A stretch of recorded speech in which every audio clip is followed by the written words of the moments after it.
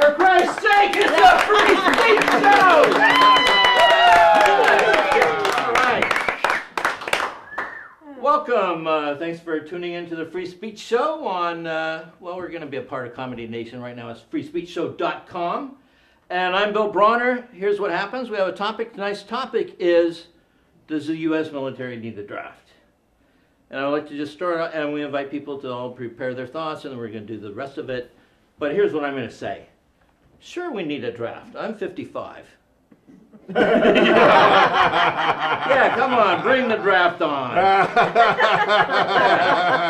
don't worry about your stinking draft. But I was fortunate. I was not a draft dodger like many people in the media or politics and big business are. I registered for the draft, my number 279 on the lottery. It was a winning number, and I did not have to serve. And I was not willing to serve, so it worked out very well for everyone. I did not have to go to Canada, so that's the beauty.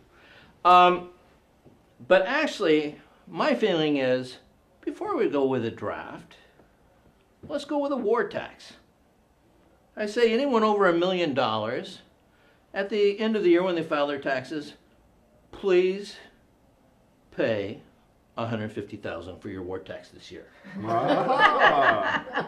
I think that we would see a real sea change among Republicans. I think that would be more effective than a draft. I think that there would become a big peace movement in the Republican Party. And I think that would be healthy for everyone. I mean, but I also agree. I see Charles Rangels, who's the congressman from New York, who is advocating a draft. And his philosophy is we need a draft so that everyone will feel the loss, that someone from their community, from their family is vulnerable to losing their life in their military expeditions. And I understand that, and I especially sympathize with our people who are in the armed forces right now, who, hey, get an education, you know, do more before 7 a.m. than other guys do all day long. And they get in and they go, this is going to be a great career, you know, we're the most powerful country in the world, what's going to happen? And all of a sudden, fuck, 4 tours of duty in Iraq? Or 1 in Afghanistan and 3 in Iraq, and even though you didn't re-enlist, you still find yourself on the front lines. And you know what? I really feel sorry for these guys. So my feeling is, if we're going to rely on a volunteer army, give these guys that Blackwater money. You know? Yeah. Give them like the kind of money that private contractors who go back over there from the special forces are getting. Rather than, and I just found this out. You know what the death benefit was for National Guardsmen before Bill Richardson got involved? In New Mexico, National Guardsmen who were killed in Iraq, their federal death benefit was $11,000.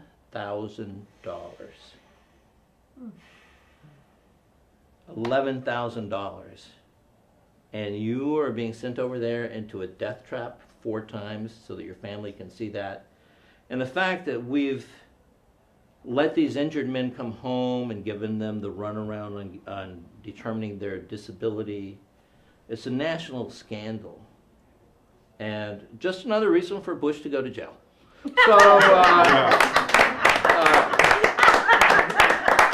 So that's all I'm going to say at this point. I'll be back between people to let you know who's coming up. Our first performer, she did the radio show. They had the radio show. She's a comedy performer and a teacher, acting teacher, and her name is Mary Kennedy. Please welcome Mary Kennedy.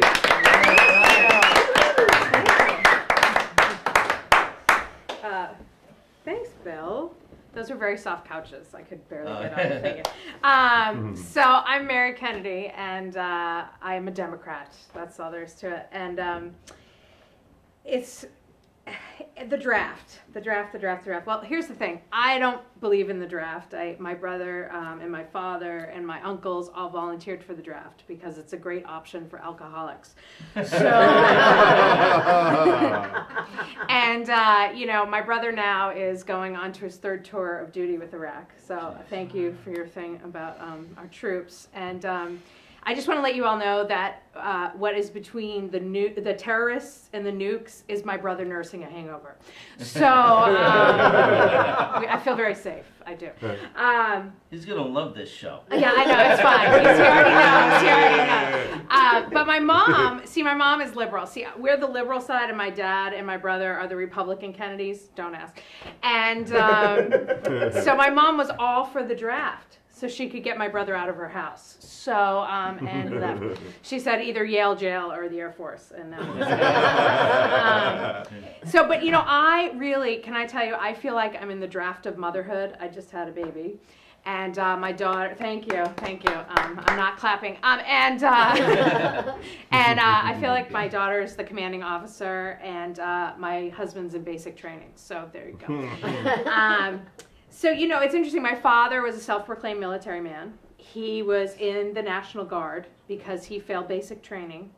And they had him man a Dairy Queen in Danvers, Massachusetts. And the only war my father was fighting was lactose intolerance. So, yeah, my dad. He ran our house like a gunnery sergeant. Like on Sundays today, we would have bounce the quarter off the mattress Sundays. And he'd be like, "Did you clean your quarters, Corporal?" And I'd be like, "Yes, sir." "Did you put your teddy bears at attention?" "Yes, sir." Yeah, it was great. And, and I'm surprised. Are you surprised that I'm not neat today? And I can't even stand at attention. So there you go.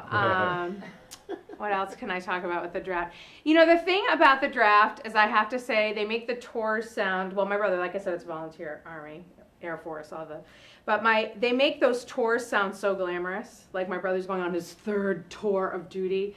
It makes it sound like my brother is opening for the band Warrant. So,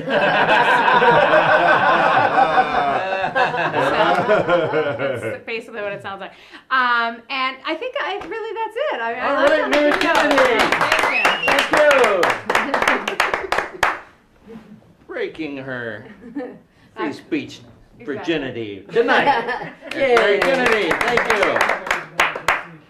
Our next performer, one of America's foremost humorists, headed to 3 most. With a bullet. We're very happy. He's been a part of the Free Speech Show for the whole 10 years we've been doing it. And it's a good friend of mine for 10 years before that. Dylan Brody.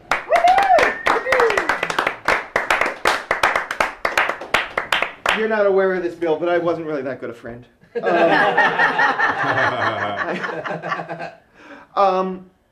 A few years ago, I was artist in residence at the prep school from which I had previously neglected to graduate. And I taught an adventure fantasy writing class while I was there. And in one of the classes, I asked the kids how they could tell in a movie who the hero was. And these were kids who had been born under Reagan and grew up in the first Bush administration, and their movie heroes were Schwarzenegger and Stallone. And these are movie heroes who shoot down and blow up as many people as the bad guys they're fighting. And these kids worked very hard for several minutes of classroom discussion, and all they could come up with was, you can tell who the hero is because he gets more screen time than anyone else.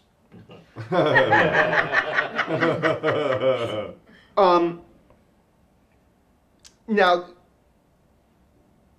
the question is, do we need a draft? And our current administration is fairly certain that they're going to be able to cast our military as the heroes if they could just keep them on screen long enough, or at least in the theater. And I think we certainly need something. If we want to stay in the theater and stay working, we've got to increase enlistment somehow. Because eventually, you're not going to just keep getting away with lying to high school dropouts. They'll catch on. And there have been lies right from the beginning. The promises from Rumsfeld when he was defense, right as we were starting into Iraq, he was saying, we'll be there 6 days or 6 weeks, certainly not 6 months. Like we needed one more reason to know you don't trust the creepy old guy who says he'll pull out.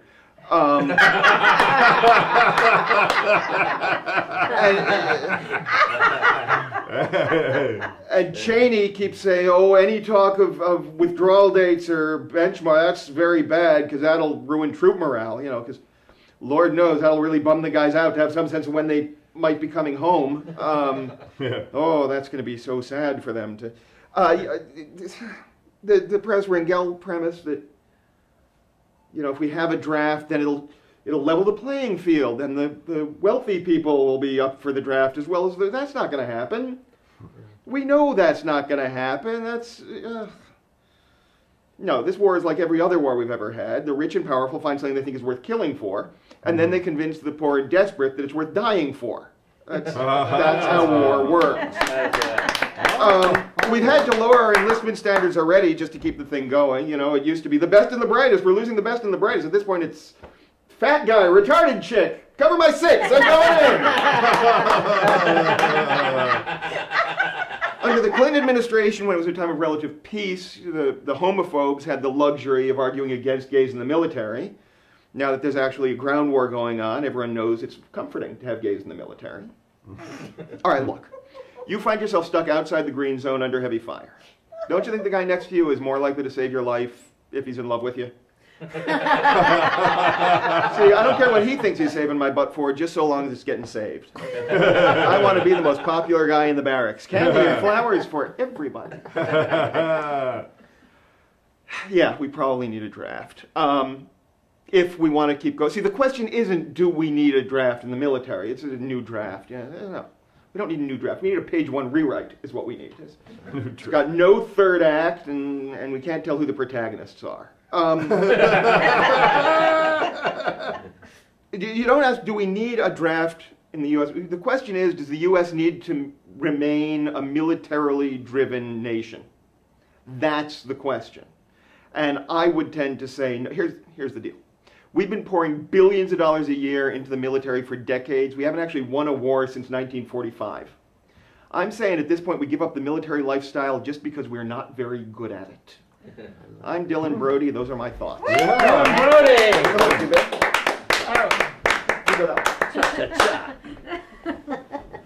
Oh, I'm going to love this panel because, you know, I have all this anger and relief that I'm not, you know, that I didn't sign up for that, you know. But anyhow, let's move on with the show. I have this woman, she's here so often, and I love her. And she's got good genetics. And she's on fire. My good friend Laurie Buckley is here. The draft. I said, the only draft I feel is between the ears of George Bush. It was a hell of a draft there. You know, I go, my memories of the draft, you know, I was alive during the Vietnam era, and I remember my soon-to-be husband, you know, nobody wanted to go to this, a loser war, a bad war, something where nothing was happening, for all the wrong reasons. 50,000 men die and 150,000 men come home and kill themselves, you know. It was a tragedy. It was for all the wrong thing, but the draft, they needed the draft. And I can remember, I think Red Fox ate soap. My boyfriend ate a cup of sugar. You know, anything to upset the insulin, anything to not go if you were the only son like my brother. You, at the time, nobody knew about my other brother. So anyway, he was free. He didn't have to go. And so, you know, you look at what happened and the tragedies of that. And now, unbeknownst to me until I read a little article in the Times, is that the draft stopped in 1973. And actually the draft was created so that if the president was unpopular, then the volunteer situation could happen. But you look at what's going on today. Right now we're losing 100 men almost a month now, we're averaging. And I found out even the wives, if you're a pregnant wife of a gentleman that's in Iraq or Afghanistan, you are 25% more likely to have postpartum depression. So I mean, now your wife and all your children, you know, and plus the crappy pay, the $11,000 if you're dead, crappy Social Security, and they want to be all that you can be. I knew people that got $20,000, they got new cars, that were made promises, all this great education, to go into an unprepared war to where you're not getting the right equipment, to where we're there for all the wrong reasons, just like Vietnam. It's that same shadow that comes back. And now you've got these men, if they're going to, you know, the enlistments have been like, all right. What really pissed me off is the No Child's Left Behind. in that policy that he wrote for the children to be up their behind and our behinds, he also made it possible for them to recruit you in your house, your child in your house, when they know they're going to graduate. I go, this is really wrong. And now we're finding out that the Army, who's taken the brunt of all of this, and the reserves, which is like, I think it's 30 or 40% of our troops over there, are reserves, which is the highest in history. We're upping now 200,000 troops in Iraq. That is like insane. And nobody wants to say the D word. Nobody wants to say that's it. It's the one thing that unifies Congress. They don't want to say draft. Oh no, you'd have to be an F and I to say the word draft, because then nobody would want to elect you. Then the people would go crazy because they already know they're being drug into this polarized bullshit. So now you got guys doing 2 and 3 tours. They're coming back, even if they're not right, they throw them back in, just like an NFL player with a concussion. Get back in there, you know. For years before they find out you're no good, you know. And so here we're leaning on the Army, and the Army is taking the beating for misguided politics, a suckwad president with no brain who's operated by some kind of shadowy group of somebodies that are all about the oil and what's going on. And meanwhile, we're dragging our healthy Americans, our mothers, our fathers, our reserves, the people in Kansas, the Hummers that could have been there to save that state from being blown off by tornadoes. And so Bush is going to save the big D word to when there's nothing else left. When there's nothing else going on, he's going to drag that D word in, and our nation's going to be in a fit of upsettedness, all about a war that shouldn't even be there in the first place, an undeclared war. So, I wish there wasn't going to be a draft, but I feel one coming on. All right, Laurie Buckley. All right. Scary. The good thing is I'm the father of a 7-year-old little boy, and Bush will probably be out of office by the time he's 18. Yeah, We're keeping our fingers crossed that there will continue to be elections. Yeah. Our final performer tonight. It's a treat for us to have him here whenever he can make it, and he's a very good friend and a legend in this business. My good friend Rick Overton, rickoverton.net.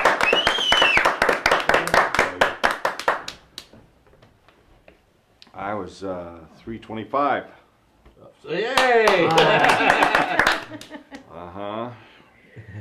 Yeah, I was thinking, you know, I heard about the guy that shot himself in the foot. It was popular to think of all the ways to get out of the Army back then. It wasn't like everybody didn't do that weird 1930s Germany thing of, oh, at once in the rum at you, you know, that thing your grandparents told you about, only it's all your neighbors with American dialects doing it, you know. And that was the, people still rolled with it. Or, when it's your ass, forget what anyone thinks. A lot of the peace marches were, it was our ass. That's why we marched. And we don't think it's our ass when we watch a sports thing to watch someone else fake fight for me, or cage fighting, or you know, 24 or stuff. Another reason to just stay and sit and watch until I'm like a stalk of corn. And so the draft, I can see why they, you know, of course it'll come back. What'll it be called? Something else. Call it something else, so that we don't all have that buzzword we used to be so mad at. And these, you know, these Halliburton private black ops forces over the Blackwater guys, you know, we keep hearing about billions of dollars disappear and huge amounts of troops. Blackwater guys are over there. So we're funding the private troops, everybody. And if my car blows up tomorrow, I'm absolutely right about what I'm saying tonight. So,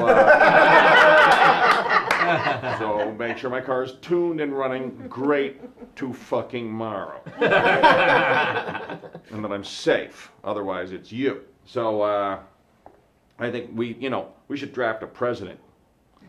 Draft the president. I want Gravel, Kucinich, and that should be like, fuck. No! What? They want me to be president. What can I do? Can I drink a lot? No. You can drink a lot and be president. Oh, man. Do drugs? No, president does lots of drugs. You can still be president. Ah! So, and I draft me. I draft me to wake up more and be more active, be less of a lazy sack of shit, watch TV less, read up on what's going on, be of more service. I draft me and get me into my boot camp of the rest of my life. Boo-ha. Rick Overton. All right, folks. Click to the next button, and that will be the panel portion of the show. We'll be right back. Slightly different configuration, but we'll have a great panel discussion. I feel it coming on. That's right. Tune in. We're on break. All right. Good work, everyone.